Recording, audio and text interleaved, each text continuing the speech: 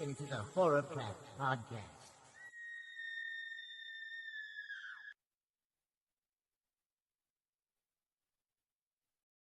Hello, horror fans, and welcome back to another titillating episode of Horrorcraft Reviews. I'm your co-host, Cass, and I have with me, Kylie.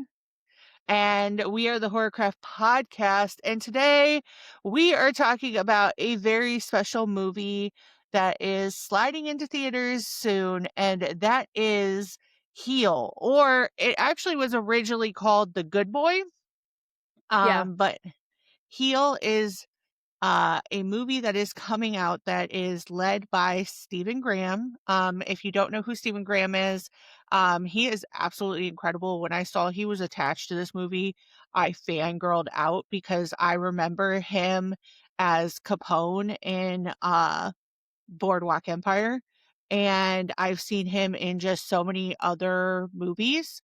But this is not your traditional horror story, and I absolutely love that in the context. So we're going to give a brief description, but then there will be a light spoiler effect and alert. We're not going to be talking about anything too crazy with this movie because we really want you to see it yourself. But Yes. It's coming to limited theaters and on VOD March 6th. yeah, and I think there was something said about, like, it possibly making its way on other VOD platforms, like March 9th and March 10th even. Um, Yeah. that's I haven't fully confirmed that, so take that with a grain of salt, and we will definitely update people, like, when it's available on certain streaming services, because I want you guys to watch this as much as possible. Um, so this movie centers around Anson Boone's character.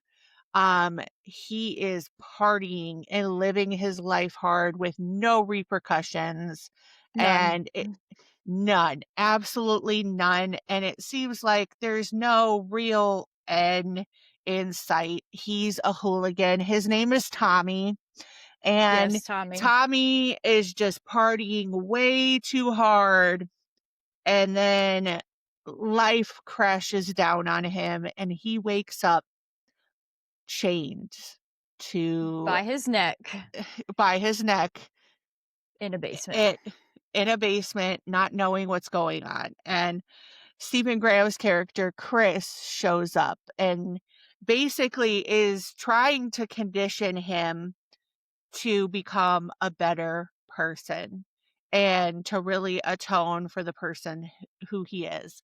And we dive deeper and deeper into this, and you start wondering if maybe there's nefarious purposes or if Tommy is had this wrong all along. Along for the journey with Chris is his wife, Catherine, who he absolutely adores, and his son, Jonathan. And you see a lot of the dynamic play out with this. Um, and it really kind of twists and turns into different sections. Um, with an ending that kind of just leaves you going, that was wholesome, but what did I just watch? You didn't really, I'm not going to spoil the ending, but like I was so not expecting it to end the way that it did. But the way that it did end just made me cry. Like, it was just very emotional and wholesome, and, like, I don't know, man. I loved it. I did too. So right now we're going to get into the spoiler alert. So if you haven't seen this or you don't want to know certain components about it going in blind, go ahead and swerve out of this part. But what I really loved is each relationship that Tommy formed with each person. So he had this like maternal relationship with Catherine that he never had before, like where you see that he's reading certain types of books and he's asking Yep. her questions and he's like, oh, we were supposed to read this, but I just never did this. And then you see that also with Jonathan, where he is kind of taking in like this brotherly role. And like when something very particular does happen in the middle of this movie, you do see where like almost the enmeshment of him being a part of this family comes to play. But I love how they explain things without explaining things. Yeah. And really, truly, this is not a movie that you are going to go into where it's going to be blood and gore, because that's not No. this movie. No. This movie is about really the horrific side of life where you get caught up in your own trauma, your own bullshit, and you weaponize it, and how you become a weapon against other people. And it's really about Chris seeing that in Tommy and him kidnapping him and trying to reform him. But Yeah. like you also see the opposite side where Tommy kind of, because of the relationships he forms with Catherine, Jonathan, and Chris, he's able to read like, you guys aren't doing this because of this. You guys have these certain situations going on that you're just not confronting. So it's just a lot of like, Well, yeah, like you think it's something much more darker than it is. And like you can't hate Chris, Catherine, or Jonathan. Like you cannot. Um and like the stuff that they're doing with him, like it was working. So like I've almost felt like bad. Like I can't feel bad for like Chris or his family like doing this. Like I just can't. And especially just kind of like the deeper things that go in with why they're doing what they're doing. Like it makes sense. Is it right? mm-mm. No. You can't No, just like kidnap people and hold them captive, but like I think what they're doing, I don't know, man. It's not Stockholm syndrome. Like it's like a type of obedience school, like a reformatory, and like it's working for it Tommy. really played with the idea of, did the ends justify the means? And does this these certain things, because we also see examples of this in the movie as well, where you think that Chris is the head of the family, but really it's Catherine. And Yes. Catherine kind of, when Catherine talks, Catherine moves in a certain way. Um, it says things without saying it. And we do see instances where they are punishing Jonathan for certain things as well. And while they are very extreme, you get certain context. So it does like kind of put this idea of what is right, what is wrong, where do we toe the line between morality. And I really kind of dug it. Every single actor in this movie is absolutely Phenomenal. incredible. They're Absolutely phenomenal.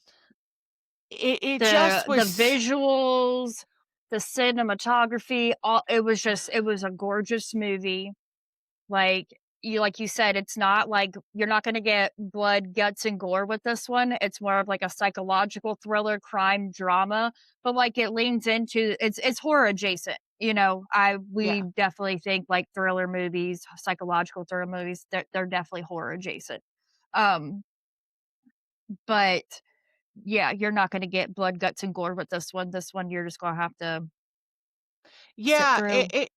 it was, but it was more horrifying in a way, because honestly what it reminded me of a lot of, and I didn't realize this until because we just did that episode, but it reminded me a lot of the like conversion segment in Tales from the Hood, where they were Yeah, showing him like yeah, these are the things you did. Because at one point in time, they do that. They do yeah, show they him do. like, these are the things you put out on social media. These are the things that you feel comfortable. And they really do kind of tune him back into his own empathy. And you see that over time. Yeah, but I feel like Tommy never had the capacity to do that and didn't have anyone around him Yeah. to, like, be like, "You're being a horrible human being." Like, look at the things that you know what I mean? Like, he just Yeah. didn't have anybody to do that for him. Yeah, and the ending, we're not spoiling that, but the ending was just so fantastic, but it was just something not expected, and it just left me crying, honestly, at the end of Same it, here, dude. Same like, here.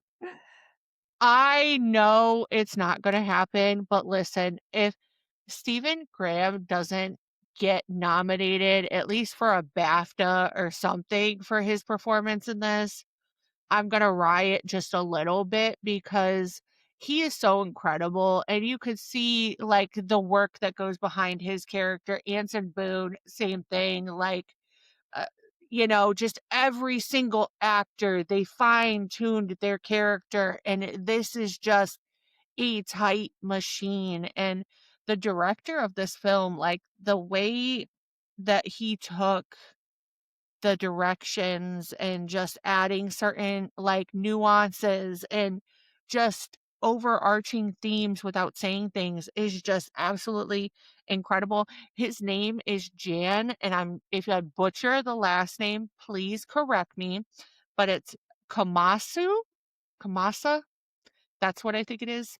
I may be wrong, but like, literally, he just did such a good job with, like, layering everything and really just playing the characters off of each other. The screenwriting was top tier in this. So what would you rate this movie? I'd say 10 out of 10. Yeah, I would say a 10 out of 10. It's really hard to get a 10 out of 10 out of us, but I It just is. feel like I the saw character no flaws in this movie whatsoever. I I like just that the feel like ending was different than what I expected it to be. for me, you know what it kind of reminded me of?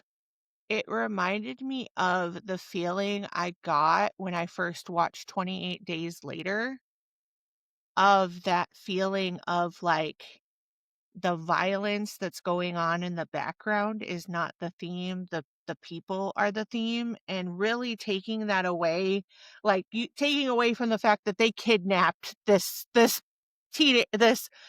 youth and are literally, like, kind of subjecting him to conversion therapy. This was just, like, such a wholesome story of, like, trying to find redemption on so many different sides of the aisle and just really figuring out what it is to be a human and Yeah. how to live with things that you've done or situations that you have to live with. And I really I really feel like this is going to be a very hard one to beat this year when it comes to having a heartwarming story, because this story was just like it really reminded me of, like, a episode of, like, Family Ties or some kind of sitcom, like, in a really messed up way.